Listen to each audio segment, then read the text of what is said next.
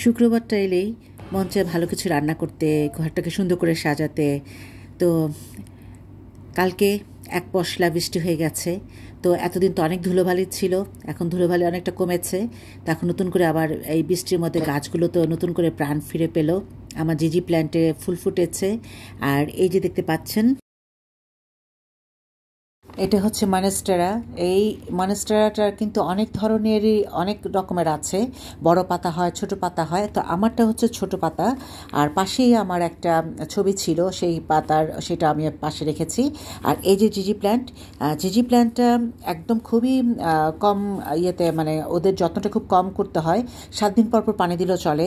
মানে ইনডোর প্ল্যান্টের জন্য জিজি প্ল্যান্টের কোনো জুড়ি নেই। মানে ইনডোর প্ল্যান্ট হিসেবে আপনি জিজি plant, money plant, snake plant, এই ধরনের প্ল্যান্টগুলো কিন্তু রাখতে পারেন। তো খুবই চমৎকারভাবে আমি যে প্ল্যান্টটা কিনেছিলাম এক সময়, যখন করোনাকালীন সময়ে আমি অনলাইন থেকে আনিয়েছিলাম, সেখান থেকে আমি কয়েকটা চারা করেছি। এই যে মনেস্টারা, এইটাও আমার আরেকটা চারা থেকে করা, ছোট একটা বেবি ডাল বুনে আমি দেন এভাবে করে ফেলছি। তো দেখেন কত সুন্দর ঝুলে পড়েছে, মাশাল্লাহ। সবাই কিন্তু মাশাল্লাহ বলবেন। তো আপনার ভাইয়া আবার এভাবে আটকে আটকে দিয়েছে। আর এই যে স্ট্যান্ডটা আমি কিনেছিলাম হচ্ছে আড়ং থেকে, আপনাদের সাথে আগে শেয়ার করেছি। এই সমস্ত স্ট্যান্ডগুলো আমার আড়ং থেকে কেনা। আর এই যে মানি প্ল্যান্ট, চমৎকার ইনডোর প্ল্যান্ট হচ্ছে মানি প্ল্যান্ট। মানি প্ল্যান্ট গাছের চারা তৈরি করা কিন্তু খুব একটা কঠিন কাজ না। গাছের ডাল ছোট ছোট করে কেটে, শিকড় সহ 1.5 ইঞ্চি করে কেটে নরম মাটিতে পুঁতে দিলেই দেখবেন যে 15 দিনের মধ্যে শিকড় বের হয়ে সুন্দর করে গাছ তৈরি হয়ে যায়।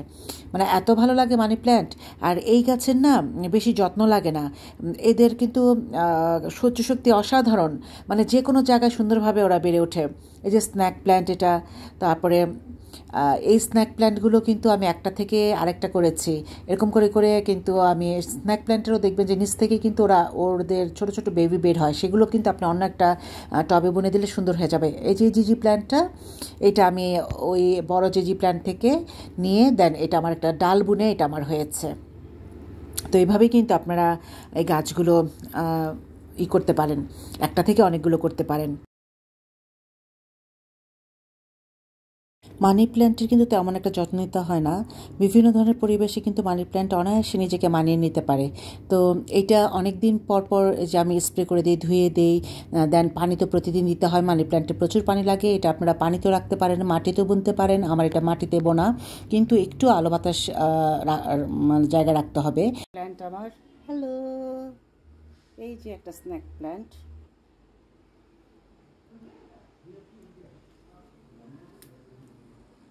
কথা কিছু কিছু বুঝে নিতে হয়। এটা হচ্ছে ব্যাম্বু ট্রি।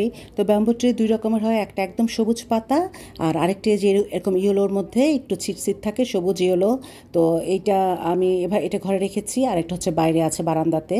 তো মাঝে মধ্যে একটু আমি ঘরের গাছ বাইরে দিই, আবার বাইরে কিছু দিন রেখে আবার ঘরে আনি। এরকম 2 সেট করে প্রায় গাছটা রাখলে একটু সুবিধা হয়। তো আমি 2 সেট করে গাছ অবশ্য কিনতে হয়নি, আমি একটা থেকে আরেকটা বানিয়েছি। এভাবে আমার 2 সেট করে প্রত্যেকটা চারাই আছে। তো যাই হোক, এভাবে আমার খুব শখ আছে যে একটা বড় একটা ব্যাম্বু ট্রি কিনবো। ব্যাম্বু ট্রিটা অনেক বড় হয়, যেটা আপনারা যদি ছোট পাত্রে রাখেন ছোট আকার ধারণ করবে, বড় পাত্রে রাখলে বড় হবে। তো বন্ধুরা, তো এই তো আমার ইনডোর হাউস প্ল্যান্ট কালেকশনগুলো আপনাদের দেখালাম।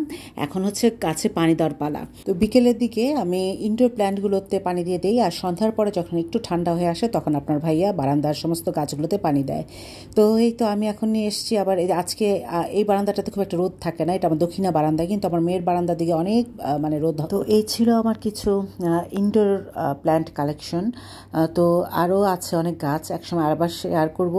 তো কেমন লাগলো? ভালো লাগলে লাইক কমেন্টস করতে ভুলবেন না। বেশি ভালো লেগে থাকলে অন্যকে দেখার সুযোগ করে দিবেন। Thanks for watching.